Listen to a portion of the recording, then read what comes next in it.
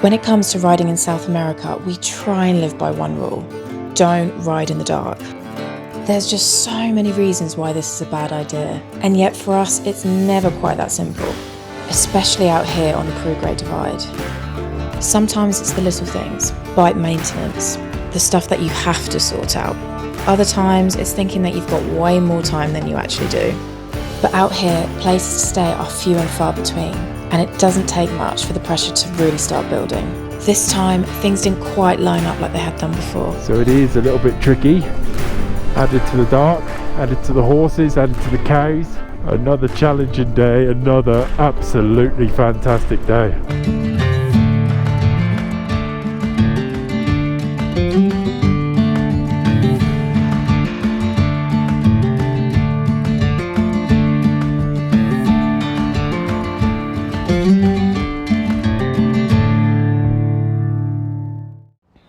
Good morning, we're here in a town called San Mateo, which is on the Peru Great Divide. As you can hear, well, you might, I don't know if the mic is picking it up, it is very loud here. I'll just turn you around.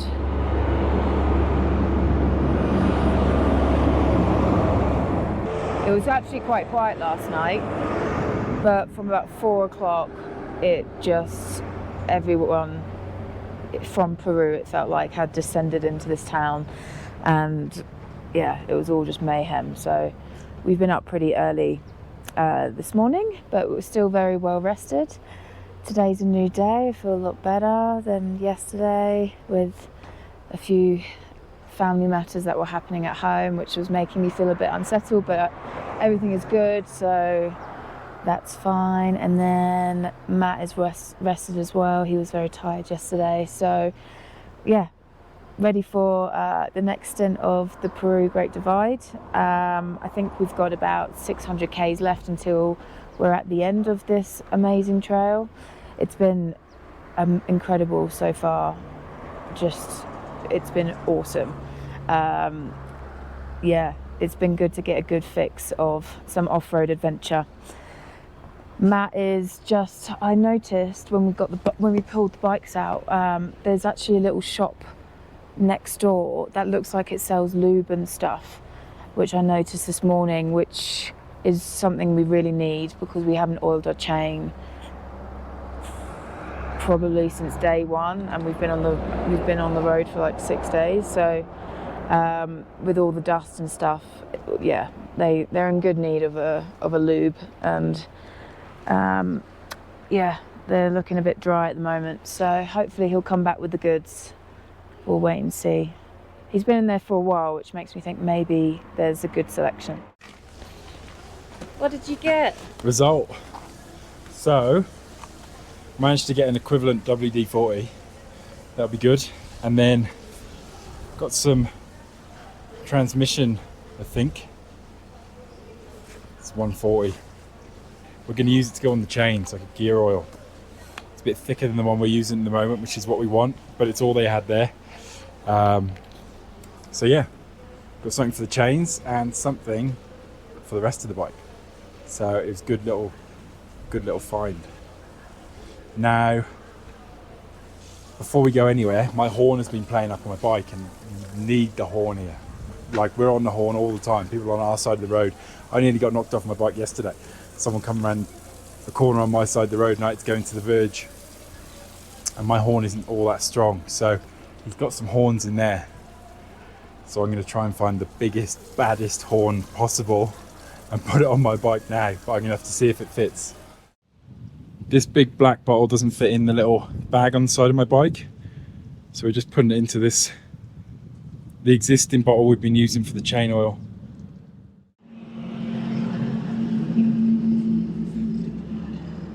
Unfortunately, we won't have room for half of this black bottle, but at least we got something out of it. We were going to oil the chains now, but this stuff that we've bought is making a bit of a mess outside of this hostel, so I think we will probably do it later once we're not outside someone's property. So maybe in a few hours time, or maybe tonight, and we can get the toothbrush out and give it a good scrub. So I found this horn. It's like nearly twice the size of the one I got on there.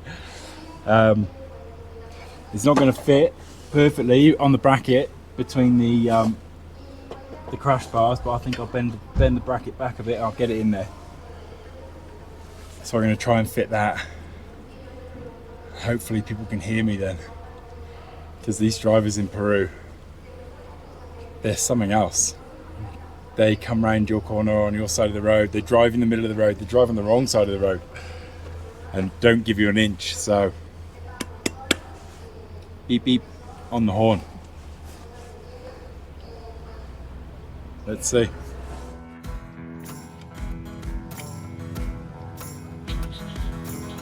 I just want a loud horn.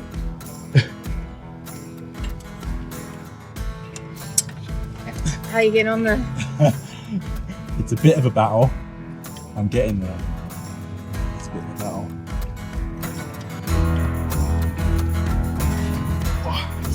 Flatten them pins out.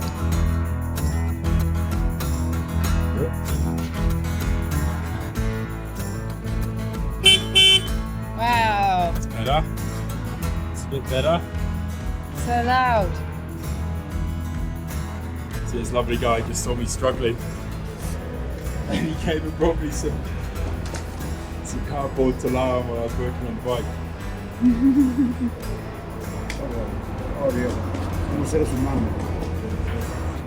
Alright, so a little bit of a later start than we expected, but we got a few good things sorted out, didn't we? We did. Got some oils, got some spray oil, I'll be able to sort the chains out and fit myself a new horn. So the moment of truth, let's try this thing out. Oh, it's so much louder. Yes. I can hear it properly on the intercom now. Let's try it again. Yeah. Yeah, that's a lot louder, isn't it? That's a proper big boy horn. Oh, I'm happy with that. At the early stages of this trip, we used to beat ourselves up when we left so late in the day. But now it's like, you know, obviously that little ordeal took about 2 hours somehow, I don't know how, but now it's like, it's worth it. It's worth the little inconvenience of taking out a few hours of your day to get these things sorted out. Yeah, versus the consequences of what would happen if you didn't have them, like the oil and the horn and everything. I think we've learned that it's better to just take the time out and do these things, and don't stress about leaving at the time you thought you were going to leave. You're still achieving things, you're still getting things done. Like if we hadn't got the oils, fitted the horn, we would have had to detour into a town to get these things done. So yeah, you're losing a little bit of time, but then you're saving more time by not doing those detours. Just takes a little bit of time to realise that, doesn't it? It does. So we've got about 3 k's until we're back on our purple GPS route, and then we've got a road section. I'm not sure how far it'll go, probably like 50 k's. So we're going to stay on the hard top for a little while as a little transition between the off-roads. So yeah, we'll just hunker down and get that done and then get back to our trail. Traffic jams already. What's up with these buses having the backs open? So you'll see a lot of the time they're doing it when they're climbing uphill. That's where the engine is. Now when they're climbing uphill, they're going slow at the end, and it's a lot of strain on the engine, so it gets hot. So they open the boot up to let the airflow cool the engine down. Why? Yeah. There must be a better way of doing that. There isn't, because the engine's at the back, see? If it was at the front and the air was going through, it'd be different. Because it's at the back, there's no airflow, and especially when you're going uphill and slow, it's the best way of doing it. Well, I thought that when I saw the first one, I thought I was just left the left the back open. But this is like the third one I've seen now. Oh wow, look at all these lorries queued up going up the hill. Oh man. Why is it so congested? Because the bloody lorries are so slow. Yeah.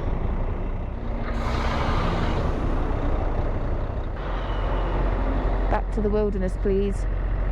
Okay, just got off the tarmac, back on the gravel. Glad to get off that road because it was just lorries and buses. Look at those mountains. They do not like me. Still got two. Oh, it's my turn. No, they don't like me. Whoa. Yeah. So we've been climbing again. Whew. We're at 4,869 meters. That's the road we've just made our way up on. Look at the colours in this valley. Nice. We've got a bit more climbing to go yet.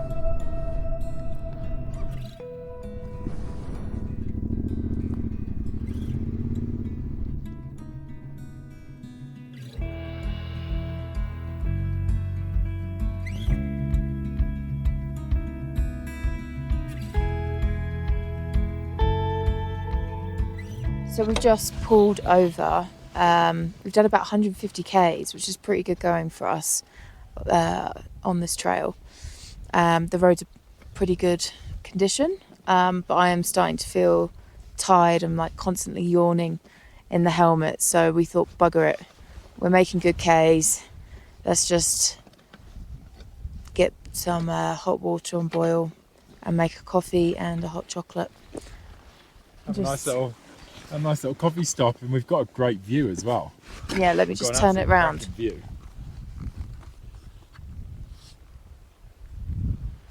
Not a bad view for a little coffee stop. Matt's going to boil the water now. It's easy enough, it's quick enough. It's just a hand in this. We keep all the pots and the little cooker in here. So it's easy, and then in that bag, it's in my side bag, so it takes me 2 minutes to get it out, get it set up, so I can make Hayley a coffee. Stop talking, more cooking. Whilst Matt's cooking the water, I just had a little look at at my tyre. It's seen better days. Look at all this. This trail has absolutely annihilated these tiles. Tiles, I was going to say tires. But how far was a sauna? 12,000, 13,000 Ks ago. I've done 13,000 Ks on these tyres, and it's only been maybe 5 Ks ago, no, maybe 2 Ks ago that they started looking like they were being worn down. It's like 2,000 Ks. 2,000 Ks. Yeah. What did I say? 2 Ks. Did I say so? This is what I mean. I need a coffee. Oh, look at this thing. You don't see many people on this trail. No.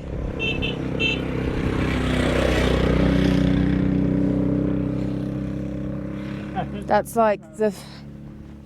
maybe the third vehicle we've seen. Yeah, so I'm really, really chuffed with these tyres. Really, really chuffed. They've worked really well on my bike. The ones we put on before were rubbish.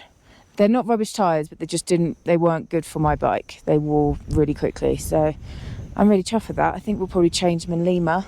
Yeah. And yeah, pretty happy with that. How's my water? Give it 2 minutes and that'll be ready.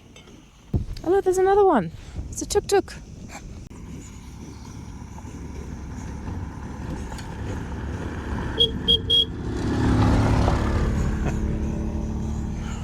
That's a little tuk-tuk. They go anywhere, those things. He's got a little Ferrari badge on the back. Nice.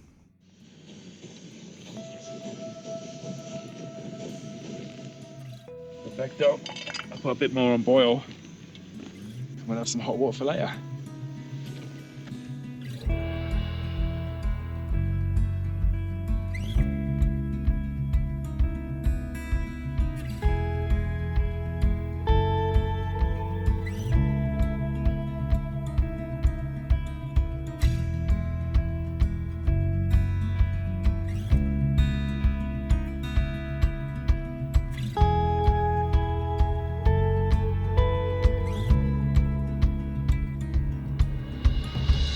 So we just pulled in to have a little look about where we want to stay tonight. Now we're still at, well, we're at 4,700 meters. We're not going to camp up here, so we're going to keep going for a little while. It's 4:30 now, so we've probably got an hour and a half. We've got an hour and a half till sunset. Now ideally we're not going to be riding into the dark, but we will push on if it means we can find either a decent camp spot which is low enough so it'll be warm enough, or we find some accommodation. Oh, look at that ridge line up there. Oh, these mountains are amazing.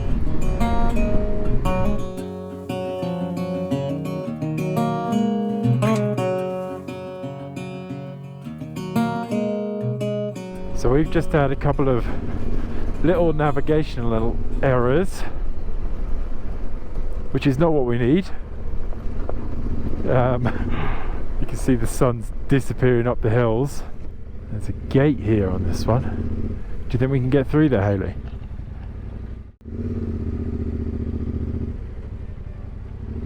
Why, thank you.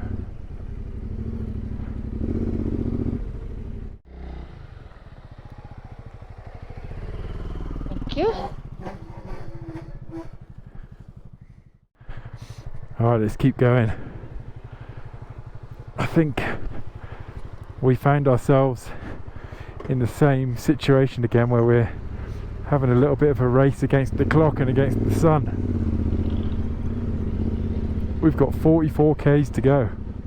Unavoidable, because it's either, you have two choices on this trail. You either stop riding before dark but camp at 4,000 plus meters. Yep. And then freeze your ass off throughout the night, or you just keep pushing, ride an hour or so in the dark, but it means that you've got accommodation.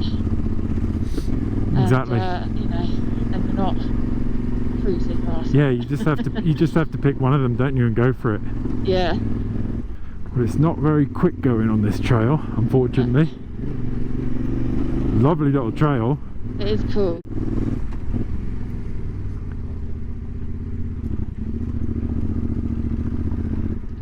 I'd say we're just crossing over the high pass. Look at these rocks. These formations and these colours are something else. Now we're at 4,870 meters. The sun has set. We've still got 31 k's to ride.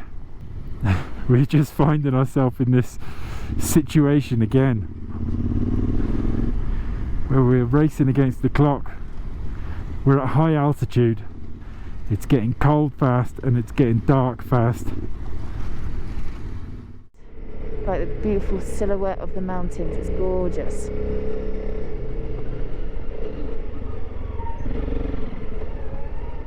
Yeah, we're riding, it's pretty dark now.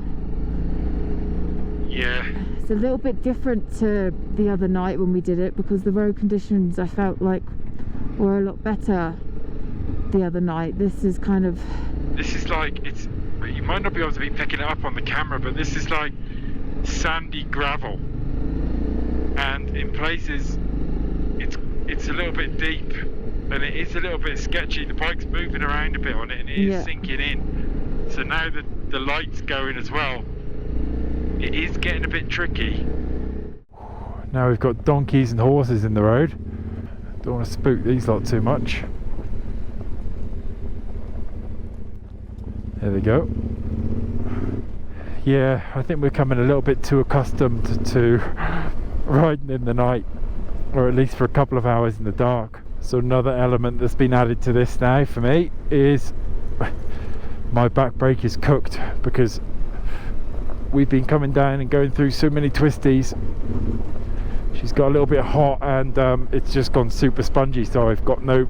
I'm pumping it and getting it now and again, but yeah, the majority of the time I'm just pushing it all the way down. There's nothing there, so I've got to stay off that back brake, just on the front, and this gravel is giving away a little bit,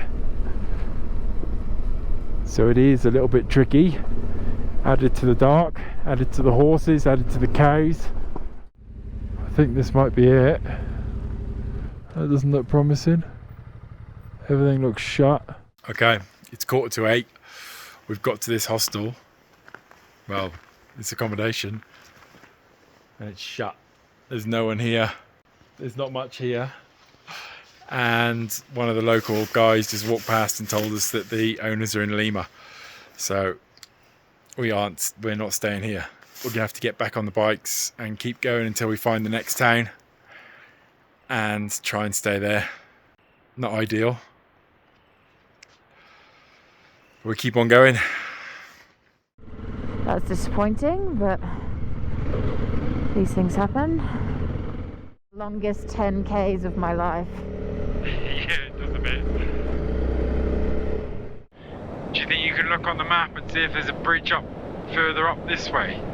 They'll be closer than us going all the way back down to that town. Okay. Trying to cross over and coming up the other side of the river.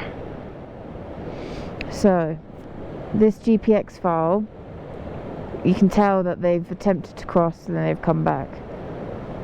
Now, if you keep going along here, there's something similar, which maybe that means that there is another bridge. Yeah, okay. But whether that's open, I don't know. So, Zoom back out. so there. Yeah, let's have a little look to see where this goes. Yeah, okay. Maybe we keep going and try and find that. Maybe we keep going and try and find that second bridge if there is. Yeah. Otherwise, I don't know. There is no bridge, so we have to drive even further back now to try and get to that town where we think, we're not even sure of, we think there's a road running up the other side of that river. What's really frustrating about this is that we're probably driving past a load of places that we can camp, but we just can't see anything. All we can see is the road and a bit of shrubbery on either side. So we called it a day, and we're in this little village and we decided to camp. We couldn't get across the river. The gates were locked shut, they were padlocked. I went and knocked on this lady's door. Don't know if you can see it, there's a building behind me. I crossed the river and she said she doesn't have the key and it's not open until 6 in the morning. So what we've decided to do is camp here.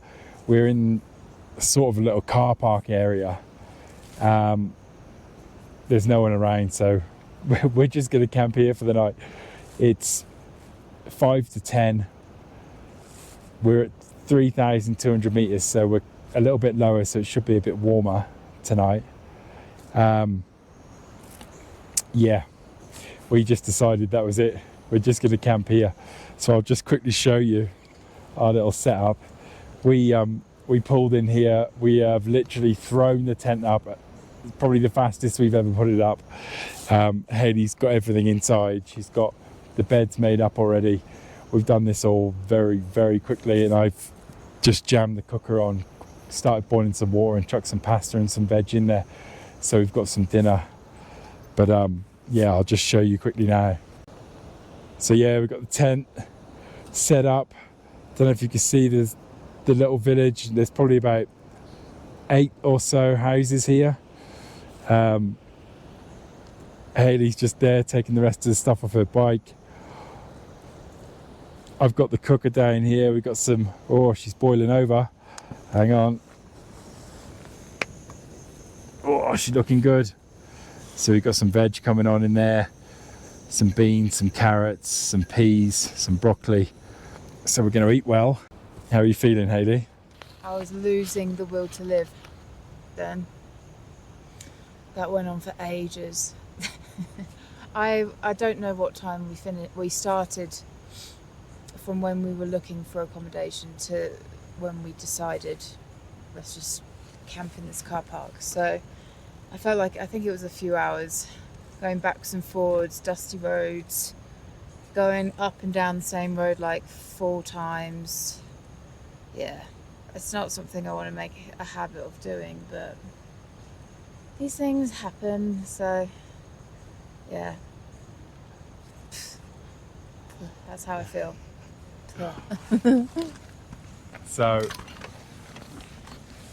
yeah, we're just gonna finish unloading these bikes, get the covers on them, and I think it's a big day. It's a big day. It was a big day. What I'm a little bit nervous about is because we don't usually camp in such open and public areas, that I feel like when it gets to like 5 o'clock, I'm going to be really nervous in the morning that someone's going to knock on our tent saying, "Get out of here." But I mean, it's pretty remote, so... Yeah, we've not really seen anyone apart from the lady I went and knocked on her house, so I don't think there's going to be many people around. I hope not. No. What we have found out is there are thermal baths in this little village, and they're on the other side of the river, and that's probably why they've locked it up, so people don't go in and out during the night, but there's no one around here. We'll just see what happens in the morning. Yeah. But at least we got some food cooking up. Yeah. Main priority. And beds are made, so we're going to sleep well. Jump in straight after we eat food, so I'm excited. What a day. I did say today that I wanted to camp before the end of the Great Divide trail. So I feel like today you've got your wish. The wish came true. Not quite how I was envisaging it, but oh well, it's part of the adventure. Definitely is. All right, let's get to bed. Let's have some food. See you later. See ya.